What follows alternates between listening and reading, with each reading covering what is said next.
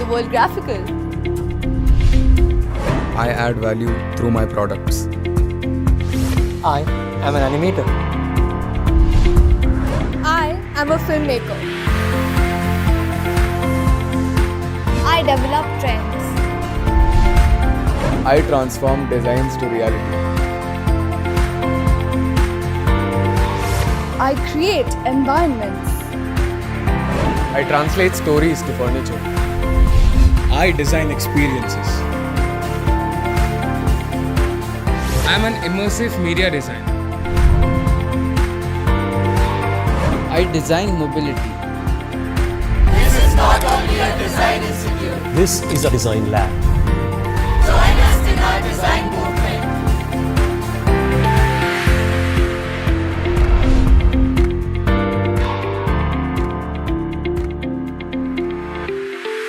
I'm Arup Dwivedi, and I teach in animation design.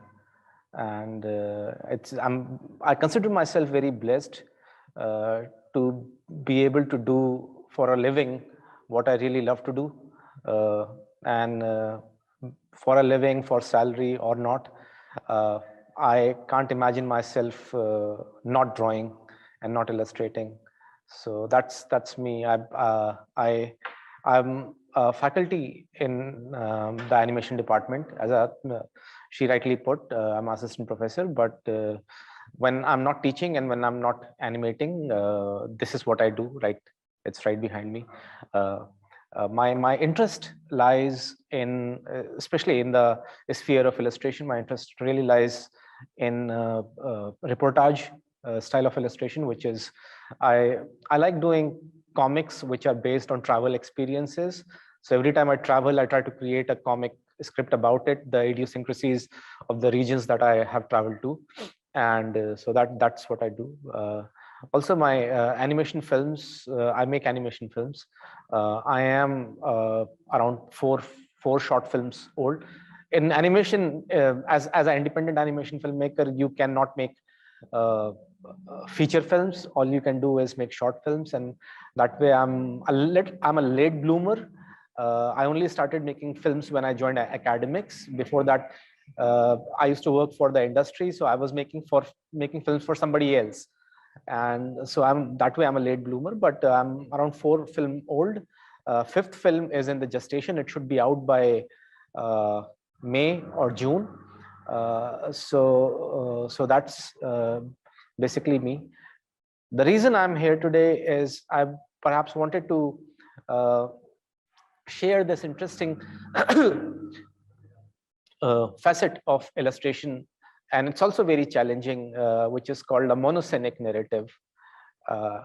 Now, before we get into those details, I thought I'll just perhaps take you through a little journey of myself and how I became an animator, and also give you a glimpse of what I'm about to talk about. So let me just start sharing my screen. Yes. So just to give you a little overview, I'm a 70s born. So I have I really do not know the demographics and the age group of the people attending the seminar, but I'll talk anyway.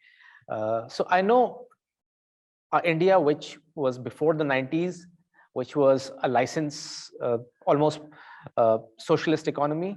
And I have also seen the liberal economy, that is the contemporary economy of India that we live in now. So I have seen those two very different facets of India. And I have grown up primarily in the earlier times, which was before the 90s. And so before the 90s, there was not much to pre-liberalization. There was not much we can do as kids, because there was no internet, there was no television, hardly any television, not like the satellite TV that you have today. So there was no YouTube, there was no social networking. So we just had, life was very binary. So it's either you are in a school or you are not in a school. So, and when you're not in a school, then the only thing that we were left to do was to go out and play or read comics. And perhaps that's how it got triggered. That's how I wanted to nurture an idea of getting into this industry. But before that, a lot has happened already, because the time that I come from, it wasn't really a very popular profession becoming an illustrator. In fact, the popular professions around that time were actually just very few. Am I sharing my screen? So the popular professions were, you can either become an MBA, ICW, CA, bank PO, civil servant. I'm from a commerce. I studied commerce and I graduated from there. So that's all you could do. And so this little guy, that's me over here. And so I've always lived through that predicament, that I knew that this is not something that I want to do. But the choices that I was given were just that, and there wasn't much exposure. I come from not a very big town, not a metropolitan city. So the city I come from, there wasn't much exposure to design at all. Although NID existed around that time, we did not know about it.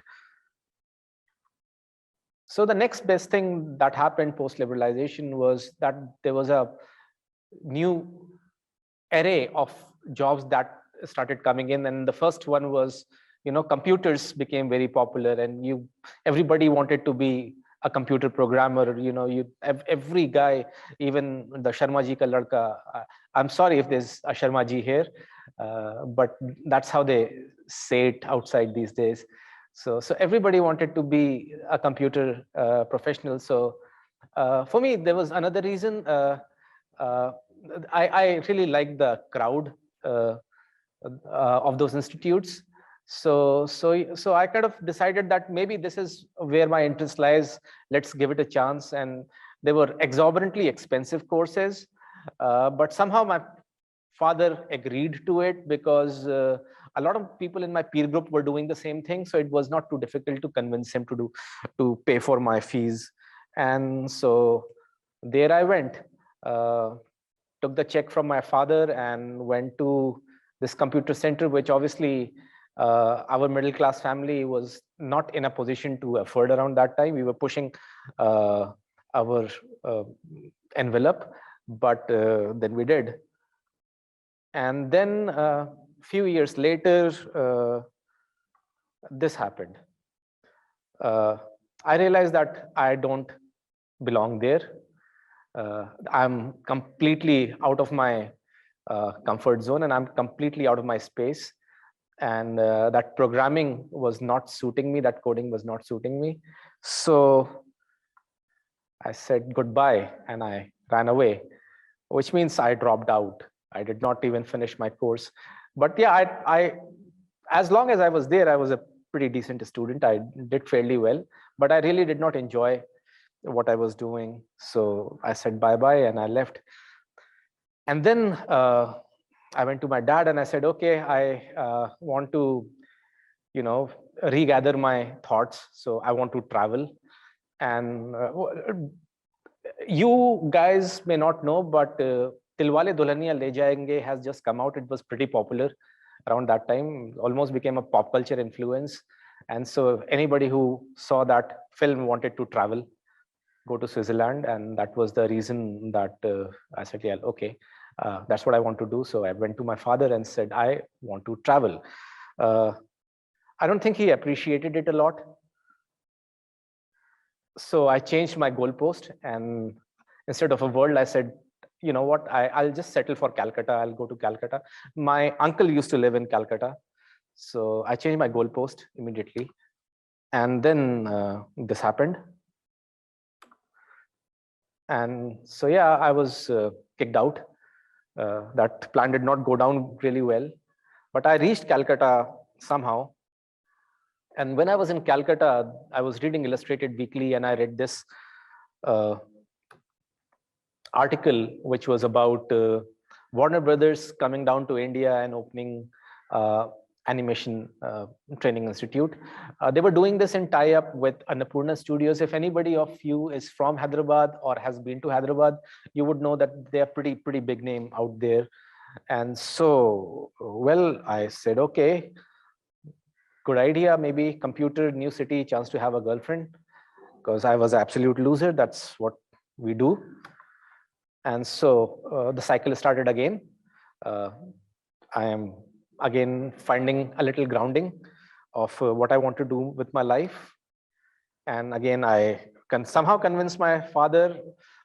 I think he would have done anything to get me out of his house at this stage. So money was not a problem. They just wanted me gone. And 1 week later, this happened.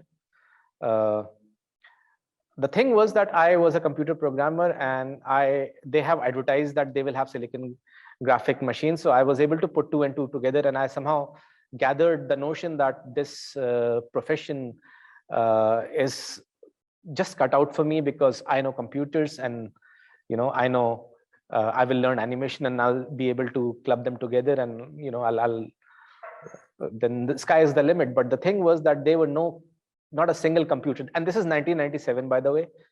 So there was not a single computer in that institute, and that riled me up. So I went in and spoke to the higher authorities, and I said that, hey, listen, I thought that I know computers, so I'll be able to do animation much easily, but you don't have any computers over there. And that's when this revelation happened, when I was told that, you know what, why don't you study animation instead of computers? And that's when I realized that, computers and animation are two very different things. They are not interdependent. So this is me trying to figure out the whole computer and animation are not the same thing. So I was given an opportunity to either go back home or stay back and slog it out and learn to draw. I used to know how to draw because I have learned comics, and when you learn comic, the second thing that you do is you try to copy comic. But the drawing for animation is entirely different ball game. So I had two choices: either to go back and say I give up. I have already done that quite a few times, so that apparently was not a choice anymore. So well, I decided that I will learn to draw. And then when I started doing it, I started enjoying it. I realized that this is such a cool thing to do, being able to animate and create life. I mean, it's nobody else can do it other than God. So I mean, even doctors can save lives, but it's just animator and God who are able to actually create life from scratch. And that I felt very empowered when I was doing that. And so I kept on going, and I got better at what I did because I was enjoying it so much. And then, I started getting compliments for that. And so remember that one time when I was trying to switch city and changing institutes because, I didn't had a girlfriend. Well, that problem was solved because now I was popular and I was good at what I did. And so, well, the rest of the story I'll tell you when you guys are on campus. So I'll end this over here. So this is a little a small introduction of myself. Now I'll get back to what I was talking about, which was, of course, monocenic narrative. Now, monocenic narrative is not something which is new. Monocenic narrative has existed in the medieval era, in the classical Hellenistic era, the classical antiquity. Monocenic narrative is just one drawing that tells you a story, or one piece of architecture that tells you a story, or one mural, or one frieze, or one relief work that tells you a story. And that's as simple as that is. Although it's just one form of narrative, there are several other forms of narrative, which are synoptic, panoptic, sequential narrative, but we'll not talk about those because those are very complex topics to discuss at this stage. I'll keep it very, very confined to the monocenic narrative, a single image that tells a story. Now that becomes quite a bit of challenge because how do you tell a story using a single image? So the challenge is overcome through a context. So in monosynic narrative, the effective form of monosynic narrative always have a context associated to it. So a lot of political cartoonists, they do a monosynic narrative, and that context comes from the politics that they are doing a comment on. So R.K. Lakshman used to do a lot of monosynic narrative. His Common Man was almost entirely monosynic narrative. So it was a comment on the India and everything that was happening around him, R.K. Lakshman, around those days. R.K. Lakshman was the author surrogate. So Common Man is actually R.K. Lakshman telling what he's seeing through the Common Man. So that's what monosynic narrative is. Monosynic narrative is, it takes a context, which is something that is happening around you, infers that into a drawing. So it does not necessarily explicitly introduces it, but it just infers it. So for instance, what I will do is I will just quickly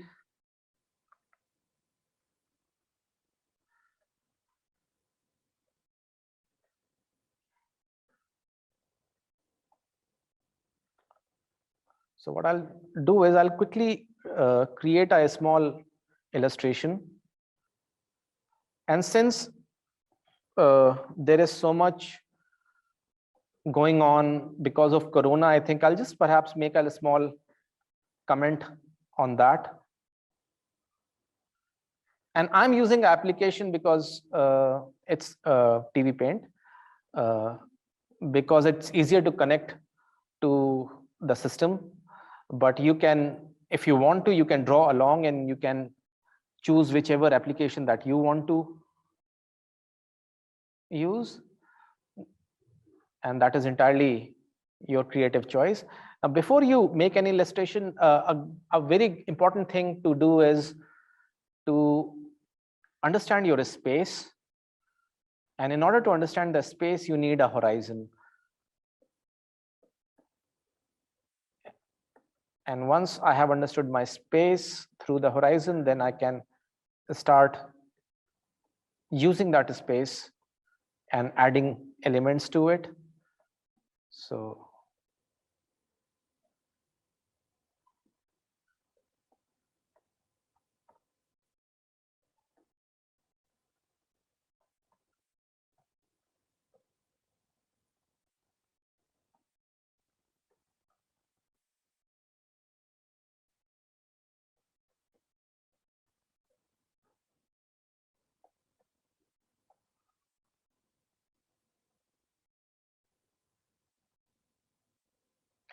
and another thing that you can always do is just do a very rough version of the drawing before you settle down to finish it. It allows you to understand your blocking, how you are using space without making too much effort and without using too much of pencil mileage. So I want a scene in a restaurant. So I want this guy to be eating, nibbling on something.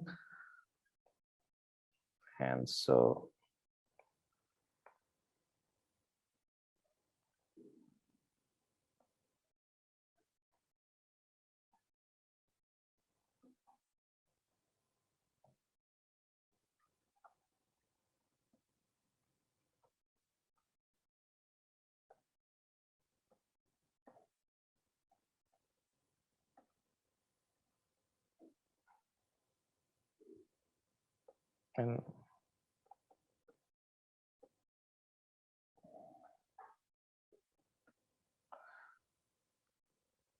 and I want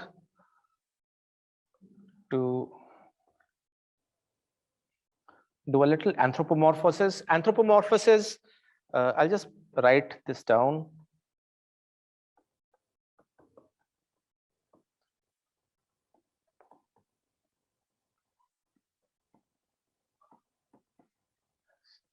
Anthropomorphosis is when you give human attributes to something which is obviously not human. So I'll do a little anthropomorphosis of the virus itself. because I'm trying to create a gag about Corona or COVID. So of course it needs to have COVID as a part of my illustration, and they are talking something which I will write down when I start to fear it. So my blocking is fairly ready. Now once I'm done with this, I'm noticing that I really do not need this extra space at the bottom, because there's nothing really happening at that region. So what I will do is I will, in your case, you can, if you're using a paper, then you can just crop it, as in like cut out that part. In my case, what I can do is I'll just make a selection of this whole thing and I push it to the bottom, which allows me to use the space at the top to write dialogues. So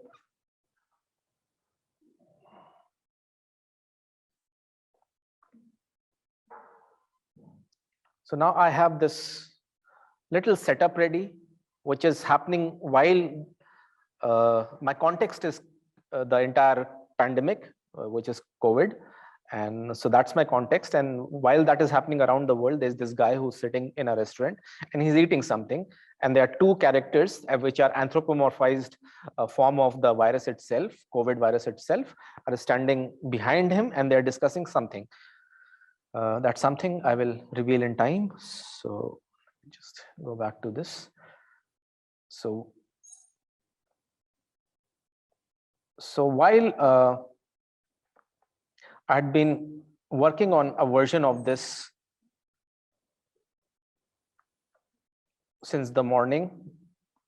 So again, I did this so that we do not lose out on time while I discuss about this. So what I'll do next is a process which is called cleanup, and in which I'm giving this a little embodiment and characterizing this. I'll start with this itself. So this is the drawing that I did, and now I'll start cleaning this up. So I'll use a black pen, a black ink.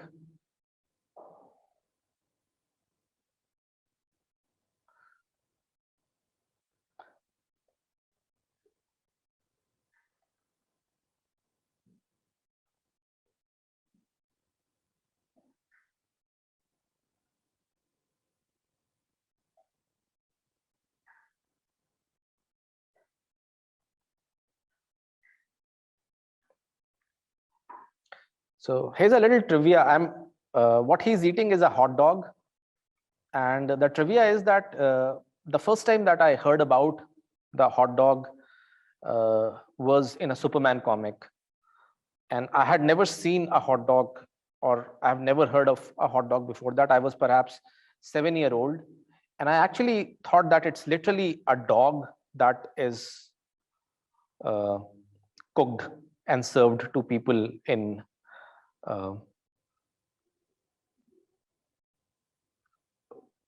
whichever city that Superman was in that particular comic.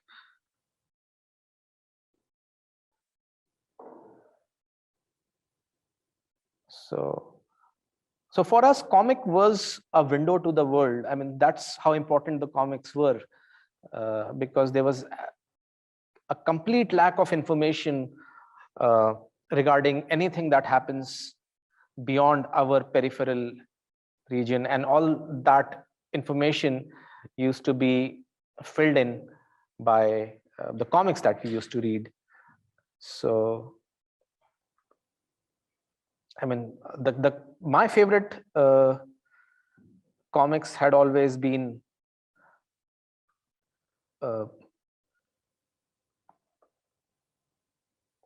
Mad Comics. I don't know if you have heard of it at all. It's pretty old, but The illustrations in that were pretty zany, and I took an immediate liking to those kind of drawings. So a lot of people from my generation have actually learned drawings, trying to imitate comics or editorial cartoons. And we are very unabashedly and unapologetic about that.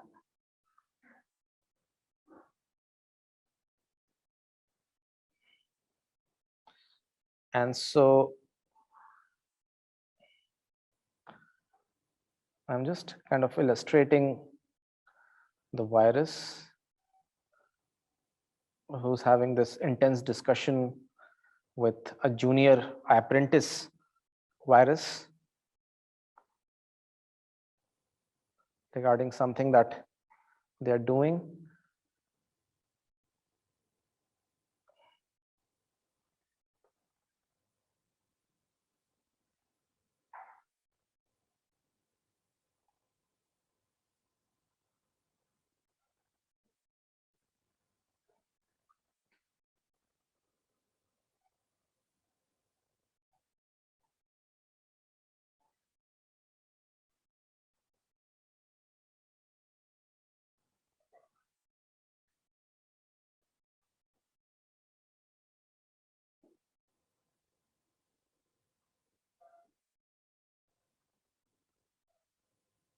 And if you guys want to, you can draw along. You can use any stationery that you have access to, and you can draw along. You can choose a topic of your liking, anything that you want to talk about. Let the context be the current affairs, whatever is happening in the world around you. And using that, you can build further on that.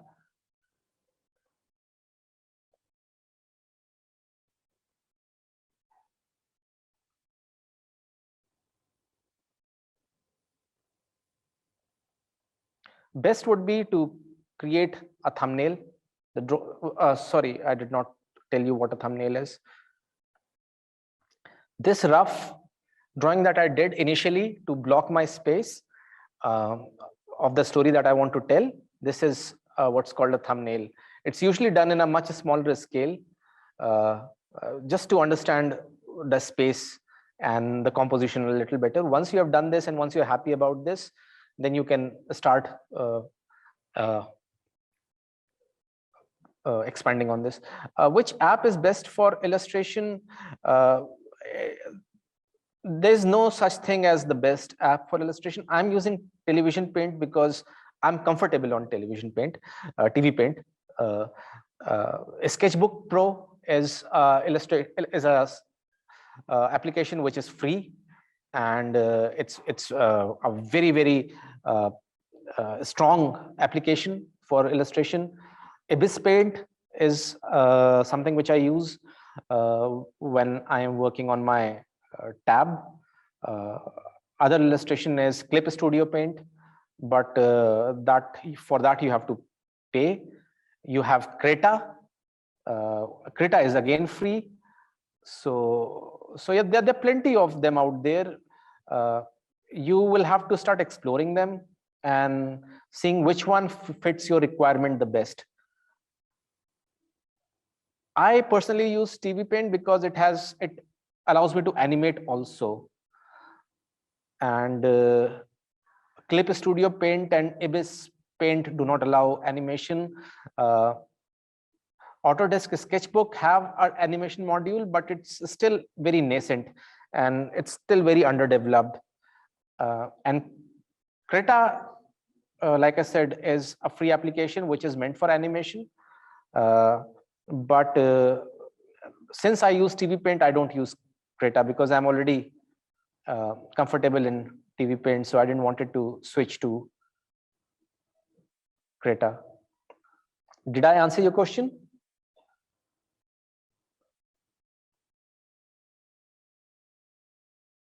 I hope I did.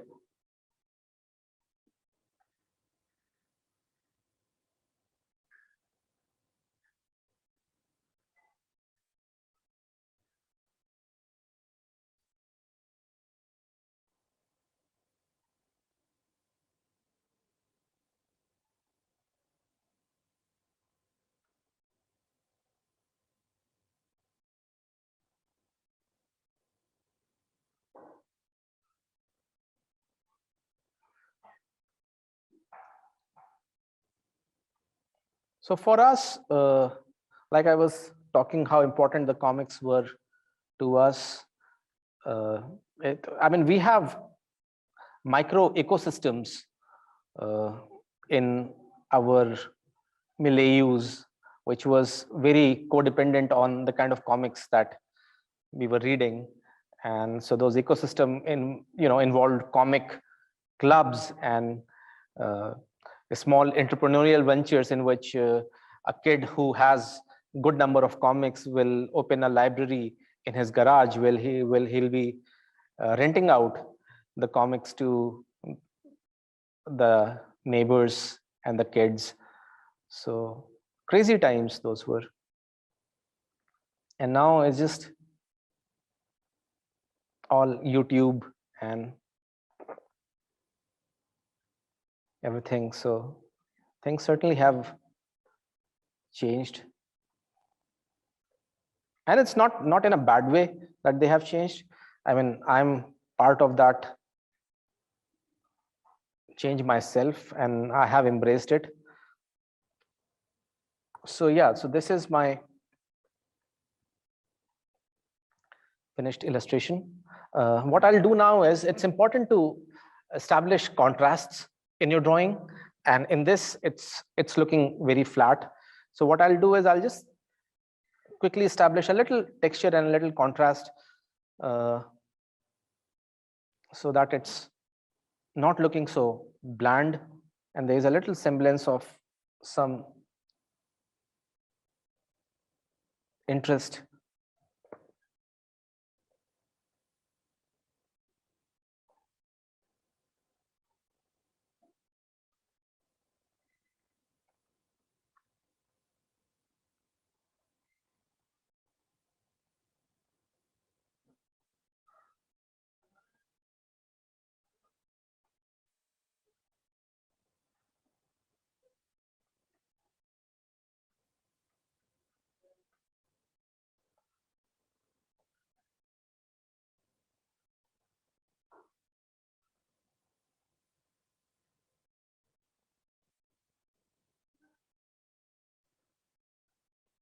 And I'll just start filling color.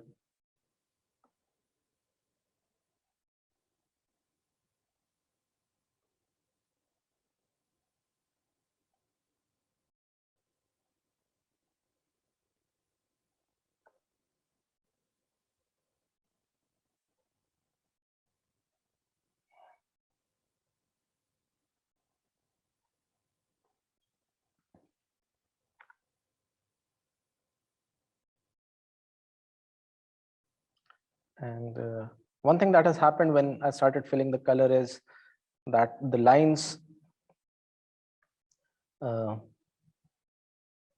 because I've colored everything black, the black lines also disappeared. So I can use a white line to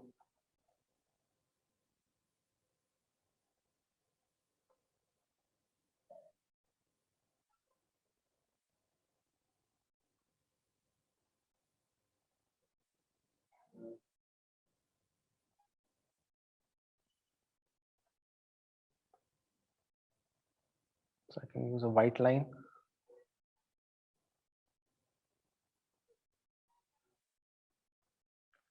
to make that segregation.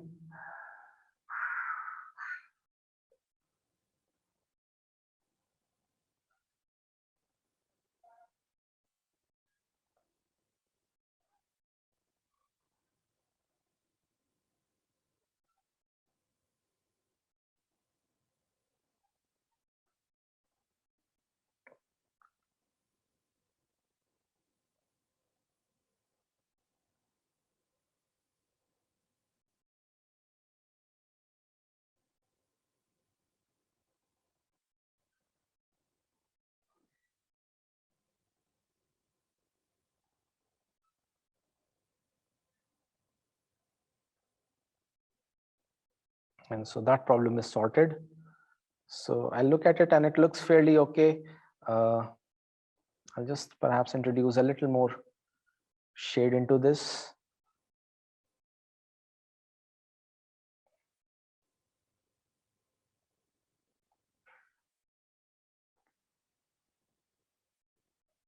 Bring in a little gray.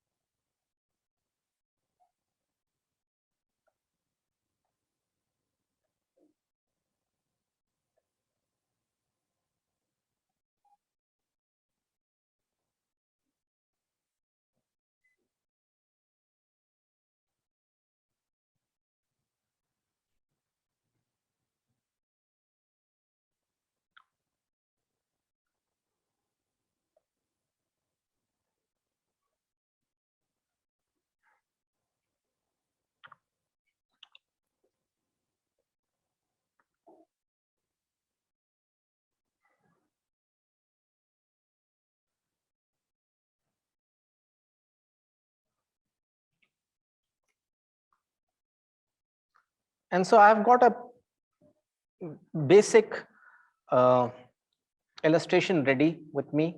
Little more work here and there will just refine it further.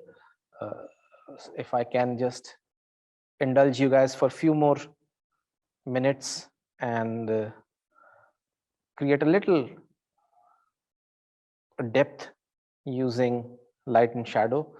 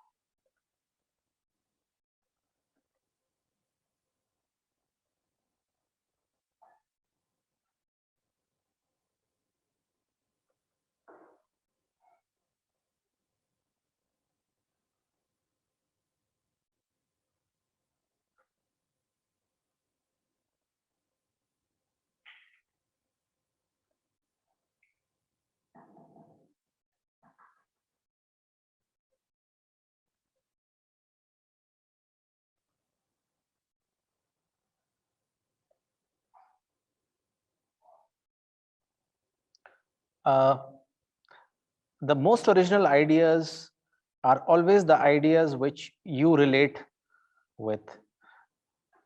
So for me, my comics are usually about things that I have seen, I have experienced, things that I have been privy to in person. Sometimes those experiences are very, very awkward. But then when you later look at it in retrospect and think about it, then you can laugh it off. And for me, those experiences have always made the best content, because those are the most honest stories, since they are coming from me and since I have been a part of those stories. So it's never a problem if you actually sit down to think about it. A good storytelling, we do it all the time. We just do not realize that we are doing a storytelling. You know that moment when you go to your friend and you say that, hey, do you know what happened?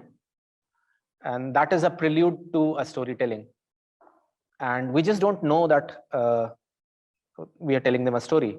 But if you go to your friend and everything that you are about to tell him, by saying that, hey, guess what happened today? If you can illustrate it, it becomes what I do. And that's what I do.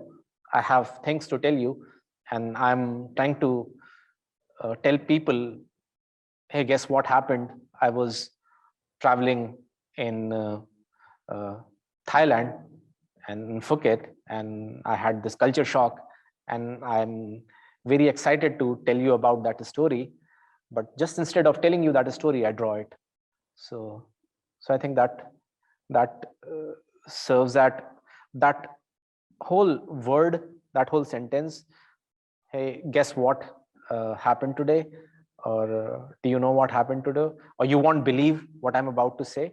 That is precursor to a story. And then it's your decision if you want to illustrate it or if you want to tell it explicitly. In either ways, you are being a storyteller. Did I answer that? Did that answer your question?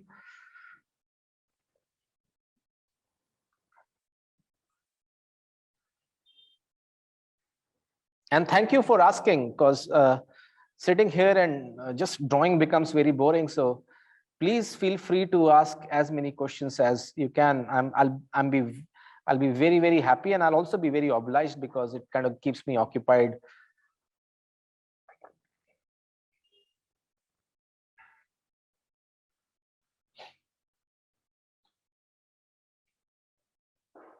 Okay.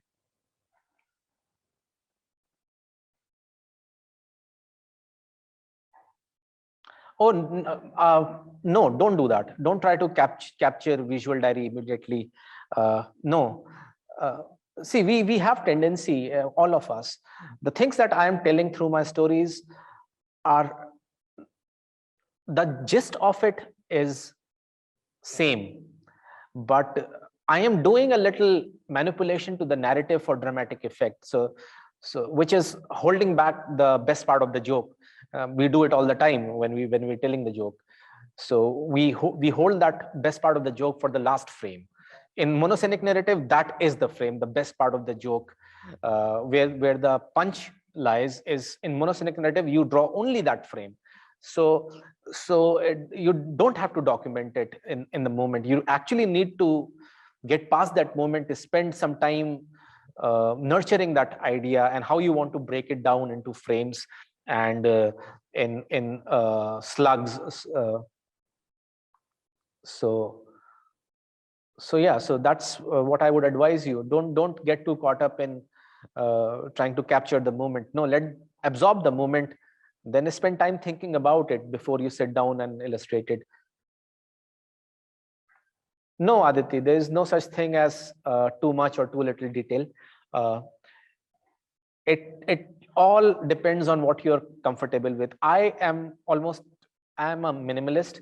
My comics are always in black and white. To me, I feel that I don't need to embellish them, because that is not the kind of crowd that I'm telling the stories to. And neither do embellishing my comic would serve any purpose. So for me, it's just black and white that I try to work with. Oh, it's very significant, very significant. I'm about to come to that part. Because sometime only the slugs or descriptions do. Descriptions are, let me just show you, let me just break down these aspects. So now this dialogues that you're talking about, there are actually 3 forms. It comes in 3 forms. So wow, this is turning out to be one fun group. You guys ask questions, that is awesome.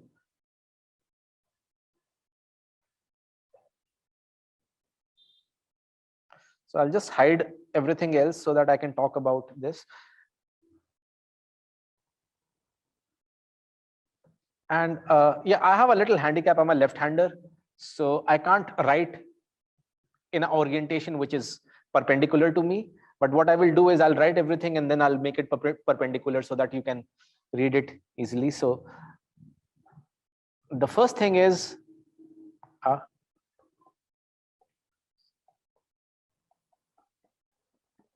description. Second thing is dialogue, which includes spoken thought. And the third and the most fun aspect is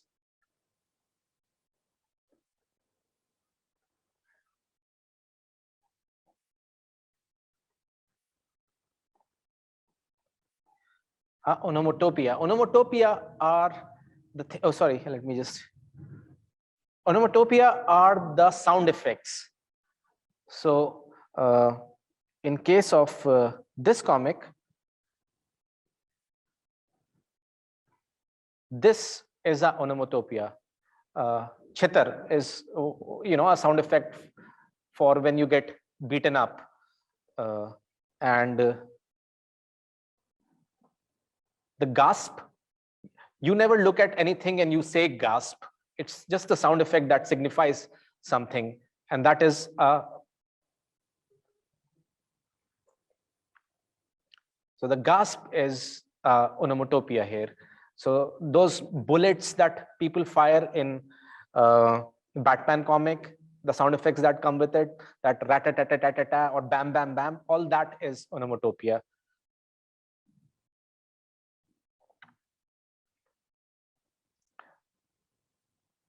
So a description, I'll start with a description.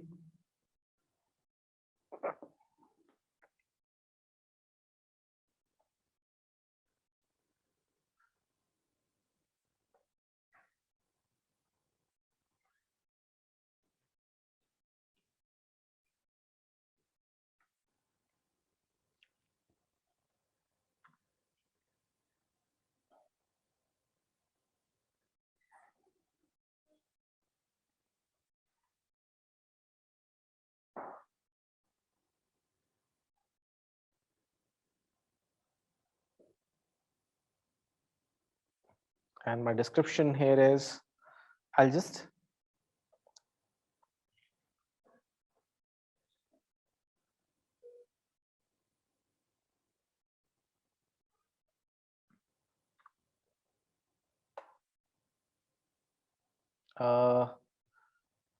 common mistake that you should avoid in storytelling is being dishonest about the stories that you're telling. But that's not a mistake. That's just a predisposition. So there is no right way or wrong way to do it. But yeah, to me, at an early stage, at this stage, when you are trying to start, I would advise you to avoid access and too much information in trying to put too much information in your stories. So start with single panel, graduate to 3 panels, and then slowly build on to more complex form of storytelling.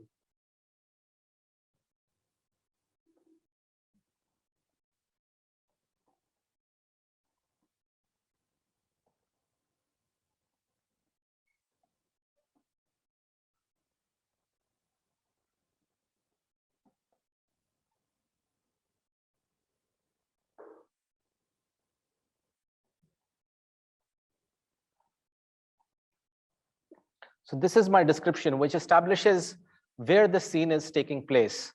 In my case, it's happening in Paharganj, which is Delhi. And then I'll lead on to dialogues. So for dialogues, I want a little to and fro happening. So also it always helps because our eyes read in a certain direction. So if we are able to, although it's not always possible, but it always helps if we are able to abide by that rule when we are writing the dialogue, which means that I need to write dialogues in the sequence we are supposed to read them, which means that the first dialogue I will write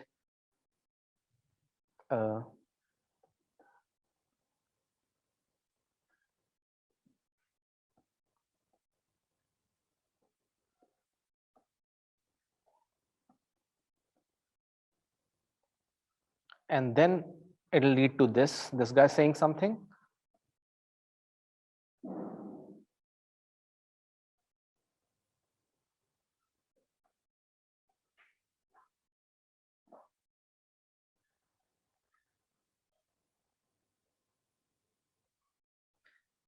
And then this guy saying something again. And feel free to overlap your panels, but don't overdo it, the overlapping part. So for me,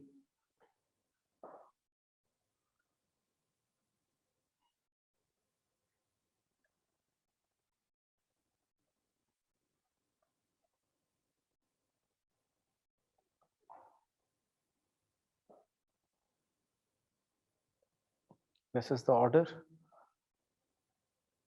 and this is the order, which means that this line will be read first, this line will be read second, this line will be read third.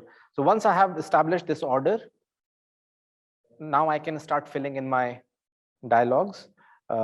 Again, it's your choice if you want to write it down or if you want to type it. Even the dialogue bubbles, these days they come inbuilt, or you can use them in PNGs. You can use PNGs of that.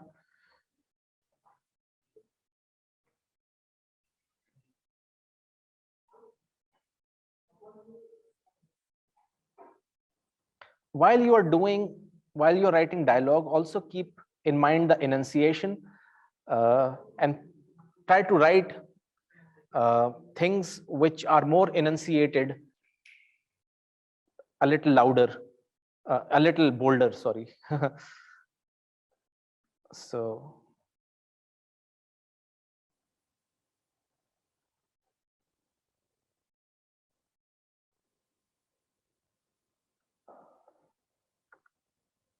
just let me get the correct weight.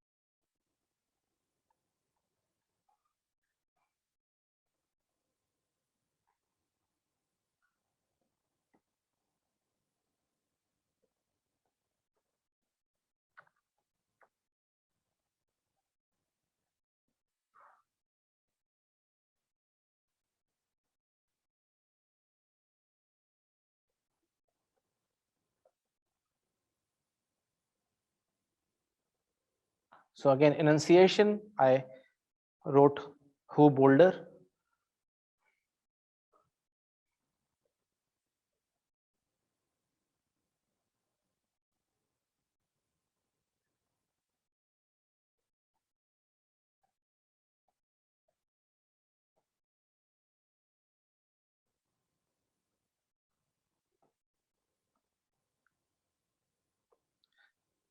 And then I'll just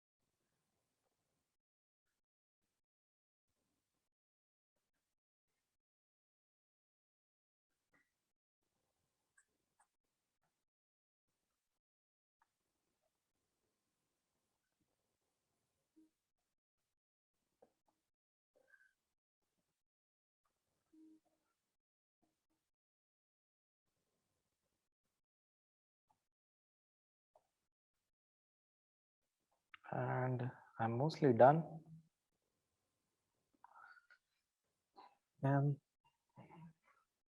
that's just it. I'll just erase the red lines.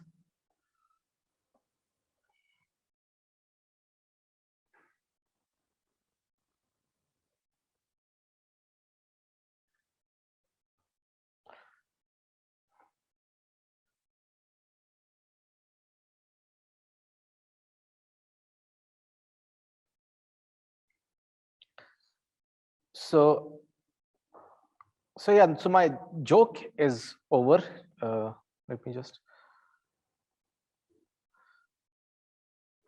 Well, the joke here is that the other guy is asking him. There are two layers of jokes. I'm not sure if you are able to get it, and if you're not able to get it, then it's a poor joke. But I'll explain anyway.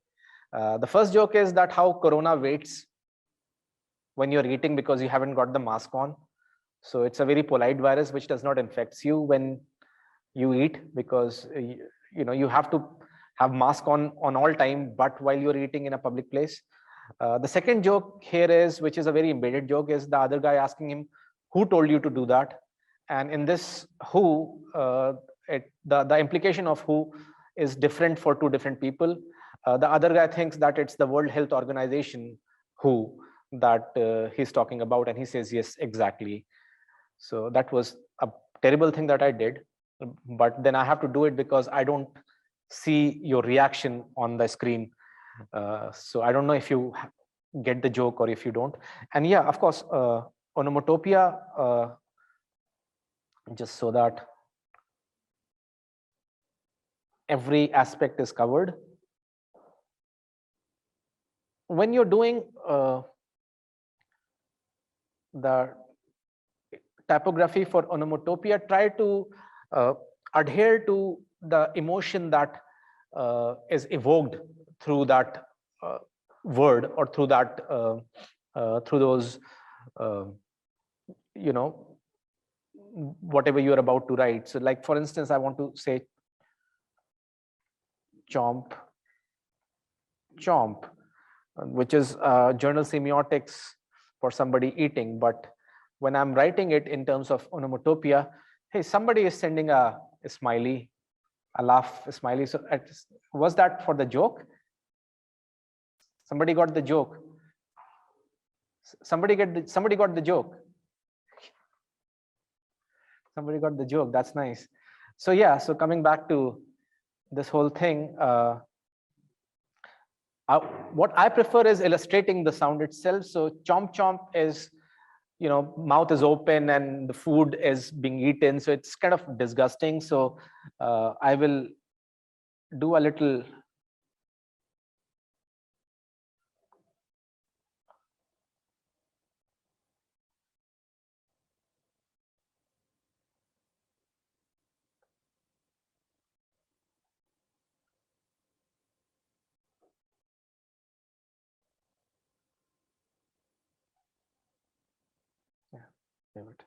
So what I will do is create a little disgusting typeface.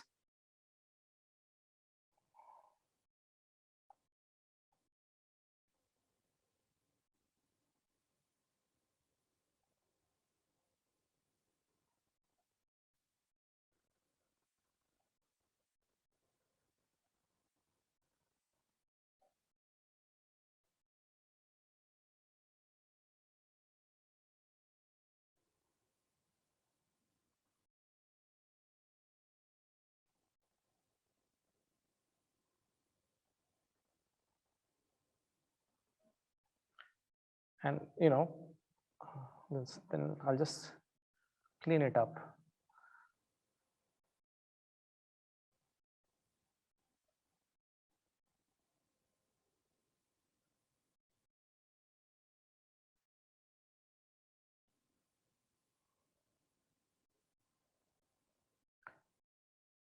So the crux is that when you're doing an onomatopoeia, you need to abide by emotion of that particular sound, or the particular sentiment that it kind of evokes. So when a gun has been fired, it's written in bold, the bang bangs.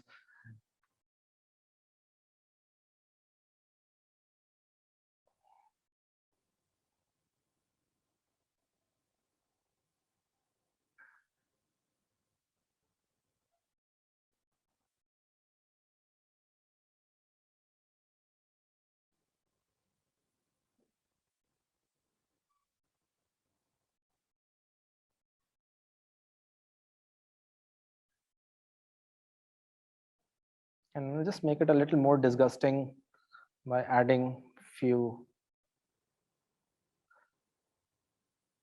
debris and few stray muck into this. And yes, and we are done. So that's the illustration that I had planned to do. So now, like I said, you guys can decide, and there's no hard and fast. You guys can choose to illustrate everything that you saw here, and you can make your own version of things that you want to say, the stories that you want to tell. You don't have to draw if you don't want to. Thank you for being a part of this session. But if you are drawing something, then I would love to see it. And I will be posting my email address soon after this session. And if you have done something that you want to show it to me, please send it as a mail attachment, and I'll be very happy to look at that and maybe discuss that with you.